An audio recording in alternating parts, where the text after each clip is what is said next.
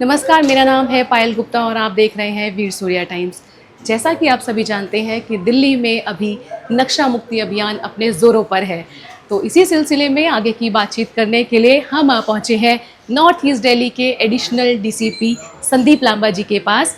तो आइए करते हैं इनसे बातचीत। सबसे पहले आप आपकी क्वालिफ़िकेशंस कहाँ हुई, बेसिक एजुकेशन कहाँ हुई और किस तरह आप इस प्रशासन में और इस प्रोफेशन की तरफ आए, तो थोड़ा सा एक बार हमारे प्लीज़ दर्शकों को कुछ बताइए। मेरी जो स्कूलिंग हुई गांव के सरकारी स्कूल से हुई। उसके बाद मैंने डीएन कॉलेज हिसार से, यहाँ यूपी में उसको स्कूली कॉलेज ही बोलते हैं, 12th भी कॉलेज से। वो उस टाइम हरियाणा में कॉलेजों में होती थी, 11th 12th कॉलेज में भी होती थी। और फिर मैंने इंजीनियरिंग की BRCM कॉलेज भिवानी से। फिर मैंने एमटेक किया YMC फरीदाबाद से। उसी दौरान मैं सिविल सर्विस की तैयारी कर रहा था, तो इन बिटवीन 2-3 जगह मैं असिस्टेंट प्रोफेसर भी रहा। अम्बेडकर इंस्टीट्यूट ऑफ टेक्नोलॉजी था गीता कॉलोनी में, यहाँ भी रहा। अमिट यूनिवर्सिटी में मैंने पढ़ाया।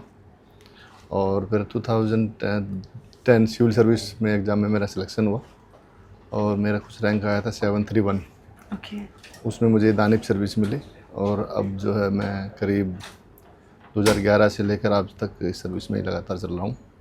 इसमें मैं पहले ACP गोकुलपुरी रहा, जिसका उस टाइम ऑफिस भजनपुरा में था जी। फिर 5 साल क्राइम ब्रांच में रहा और इसके बाद मैं अंडमान निकोबार में रहा करीब 3 साल। उसमें फायर सर्विस में, और एक सब डिवीज़न था हैवलॉक आइलैंड, इसका नाम अभी स्वराजदीप है, उसमें रहा जी। और करीब 1.5 साल से इस ज़िले में हूँ एडिशनल डीसीपी जी। क्योंकि सर आप 2011 से हैं और अभी एक बहुत लंबा सफ़र आप तय कर चुके हैं, 15-16 साल का सफ़र आप लगभग तय कर चुके हैं। तो किस तरह की रुकावटें आती हैं जब आप समाज के लिए कुछ काम करने जाते हैं और किस तरह से आप डील करते हैं उन चैलेंजेस के साथ? देखो, अब मैं इस पोस्ट पे बैठ के ऐसे तो नहीं कहूँगा कि मुझे कोई रुकावटों का सामना करना पड़ता है जी। पावर और जो जिस हिसाब से पोजीशन है एडिशनल डीसीपी की, तो वो किसी तरीके से बाध्य नहीं हो सकता समाज के अच्छा काम करने के लिए। तो ऐसा मुझे कभी लगा नहीं कि कोई पावर में वो है। जो भी अभी, क्योंकि हमारा डोमेन क्राइम है, क्रिमिनल है, तो इससे रिगार्डिंग जो भी विचार के सोच के जो बढ़िया हो सकता है वो ज़िले में चलते रहते हैं जी। और इन बिटवीन कई प्रोग्राम्स हमने किए भी हैं, जिसमें शुरू में फोकस था जुनाइल्स पे जी। तो जुनाइल्स पे ये था कि हम उनको early trap in the sense कि अर्ली बर्ड्स को अच्छे से ट्रेन कर लें। तो उसमें हमने ये था कि स्कूल्स में जाके क्लास वाइज जो बच्चे अच्छा काम करते हैं उनको अप्रिशिएट करें, चाहे वो पढ़ाई में हो, चाहे खेल कूद में हो, या चाहे कोई किसी भी प्रतिभा के मालिक हो। तो हमारा ये था कि स्कूल में अप्रिशिएट करोगे तो और बच्चे भी देखेंगे। हाँ जी। तो उनको लगेगा कि हीरो जो है ना ये है, कोई बदमाश या गुंडा या क्रिमिनल हीरो नहीं है। तो करीब 20-25 स्कूल हमने कवर किए थे पिछले साल। इस साल भी हमारा टारगेट रहेगा कि उससे ज़्यादा स्कूल कवर हो जी।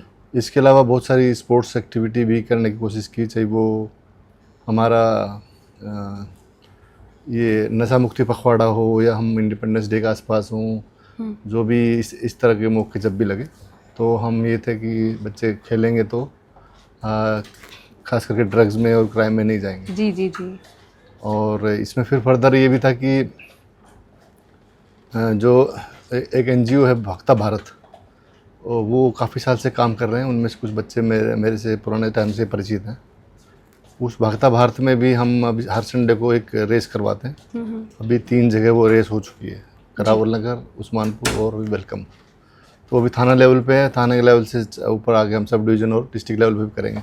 तो बेसिकली हम यूथ को एंगेज करना चाह रहे हैं प्रोडक्टिव यूज के लिए, ताकि वो खेलेंगे कूदेंगे तो वो किसी भी डिस्ट्रक्टिव उस चीज़ से बचेंगे। ये टारगेट। सर, क्योंकि आपने जुवेनाइल का नाम लिया और अभी आप नॉर्थ ईस्ट एरिया से हैं, तो यहाँ पे जो क्राइम है वो हर दिन बढ़ रहा है, मर्डर हर दिन बढ़ रहे हैं। एक तरफ जहाँ हम यूथ को देखते थे कि एक युवा जनरेशन हमारी जा रही थी उस तरफ, लेकिन आज जब हम बात कर रहे हैं तो जुवेनाइल जो अंडर एडल्ट बच्चे हैं वो भी इसी चीज़ में ज़्यादा मूव कर रहे हैं, मर्डर में, क्राइम में, बाकी अदर छोटी छोटी जो गलत एक्टिविटीज़ हैं उसमें इन्वॉल्व हो रहे हैं। अभी एक्चुअली ऐसे बोलना थोड़ा जनरलाइजेशन है कि क्राइम बढ़ रहा है। एक्चुअल में एक आध हेड को छोड़ के आप देखोगे कि क्राइम मतलब बढ़ नहीं रहा, मतलब कमी है किसी भी पिछले साल की सेंस में देखें तो हम तो ऐसा मतलब थोड़ा सा वेग वो है ये कि कंसेप्ट है कि क्राइम बढ़ रहा है, जैसे अच्छा लगता है थोड़ा सा ना, फ्लेरी सा लगता है कि देखो क्राइम बढ़ रहा है, आप क्या कर रहे हो।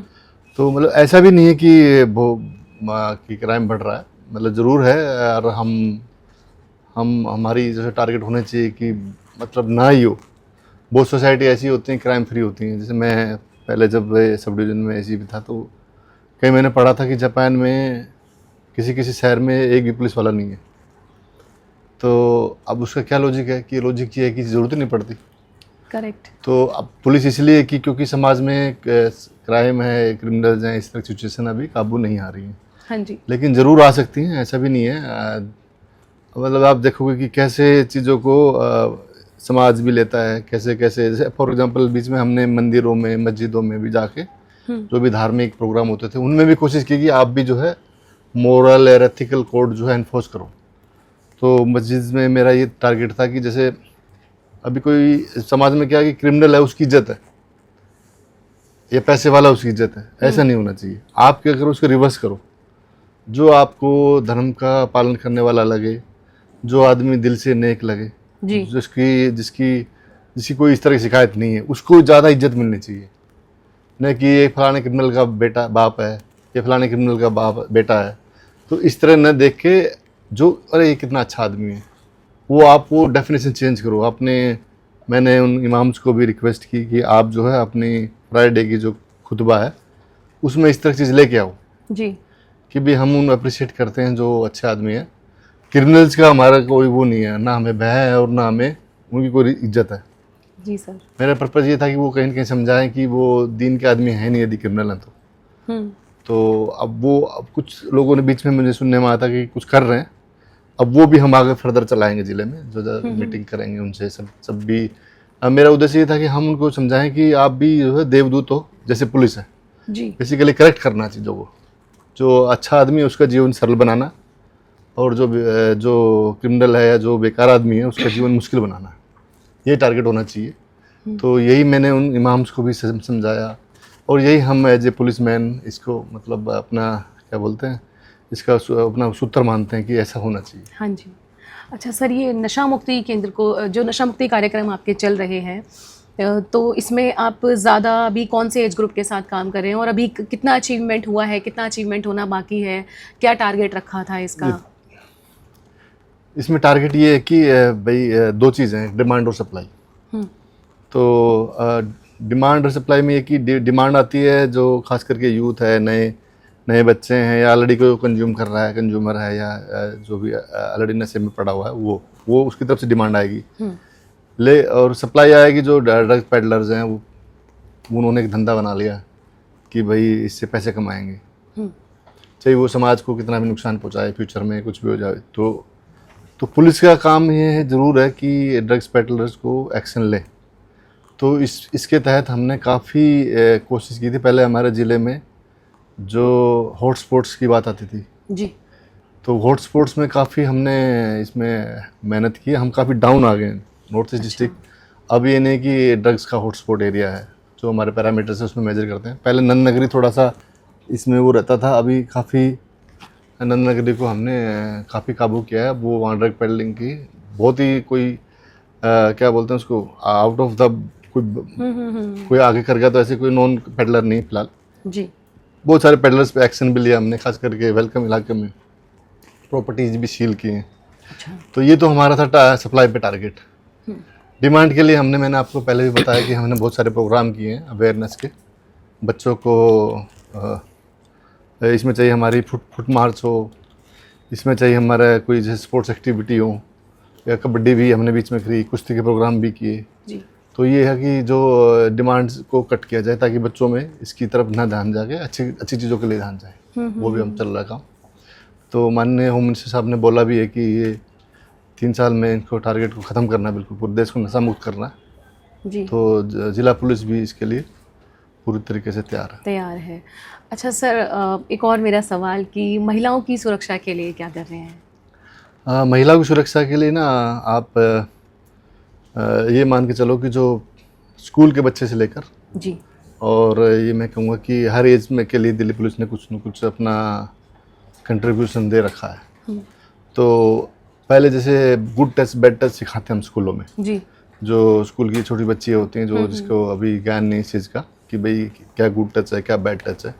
इसमें हमारे हर स्कूल में निर्भीक के बॉक्स लगे हुए हैं, बाथरूम में, खास करके लेडीज़ के बाथरूम में, कि आपको कुछ शिकायत हो तो आप निर्भुक्स बॉक्स में लिख के दे दो। तो जब ये स्कीम शुरू हुई थी, जब मैं एसीपी था, तब काफ़ी बहुत सारे एफआईआर भी दर्ज हुई। और अभी फ़िलहाल भी कोई इनको एक आध शिकायत आती है उनसे, तो उस पर एक्शन होता है। तो इससे क्या होगा कि जो बच्चे हैं जो करीब 12-13 साल तक के हैं वो इससे सुरक्षित हो गई है। उसके बाद हम बच्चों को सेल्फ डिफेंस की ट्रेनिंग करवाते हैं। हाँ जी।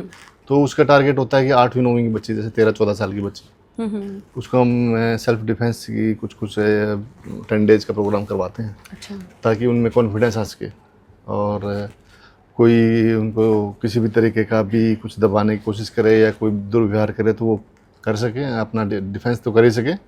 और क्योंकि इंटरेक्शन होता है पुलिस वालों से, हमारे वालों से, जी। तो कहीं न कहीं उनको कॉन्फिडेंस बिल्डअप होता है, कुछ शिकायत भी होती है तो वो करते ही है। जी। तो उस लेवल पे हमारी ये स्कीम है।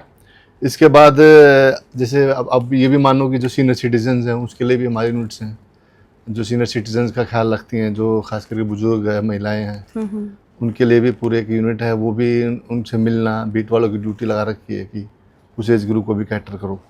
जी। और इसके अलावा जो भी महिलाओं के लिए हमने जैसे एक शिष्टाचार ऑपरेशन चलाया है, जिसमें दो अलग अलग टीम्स हैं, वो जगह जगह जाती हैं, जब स्कूल के ऐसा एरिया या कॉलेज के आसपास जहाँ लगता है कि कुछ छेड़छाड़ होने की संभावना है, तो हम उसमें प्रिवेंटिव डिटेंशन करवाते हैं। जी। तो ताकि जो वुमेन से रिलेटेड जो नोन की तो आती है अभी फिलहाल, कि भाई नोन आदमी ने उसको छेड़छाड़ की, अननोन की अभी हमारे ज़िले में कोई शिकायत नहीं है। जी। क्योंकि जो ऑपरेशन शिष्टाचार चल रहा है ना, उससे भी इम्पैक्ट आता ही है कि भाई पुलिस अगर आप छिट्टाकसी करोगे किसी अननोन महिला के साथ तो पुलिस देख लेगी, या पुलिस के पास शिकायत आ गई तो एफआईआर दर्ज करेगी।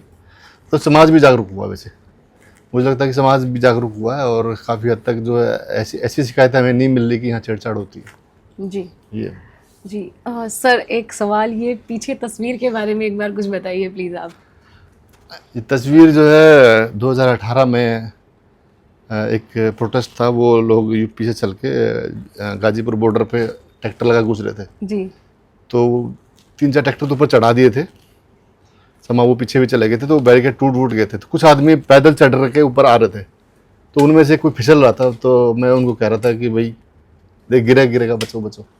अच्छा। मैं उनको इशारा कर रहा था कि ताकि गिरे ना हो। तो ये वही इशारा है। हाँ। जी। अच्छा सर, मेरा आखिरी सवाल आपसे कि आप एक बार हमारी जो मैगज़ीन के जो रीडर्स हैं और हमारे जो अभी यूट्यूब प्लेटफॉर्म के व्यूअर्स हैं, उनके लिए क्या संदेश देना चाहेंगे? संदेश यही है कि देखो, आप जो है 4th पिलर हो समाज के। जी। आप ज़रूर हमें, हमारी गलतियाँ हैं उनको आइडेंटिफाई करो, आप हमें जागरूक करते रहो। समाज में भी आप बताओ कि पुलिस क्या क्या करती है।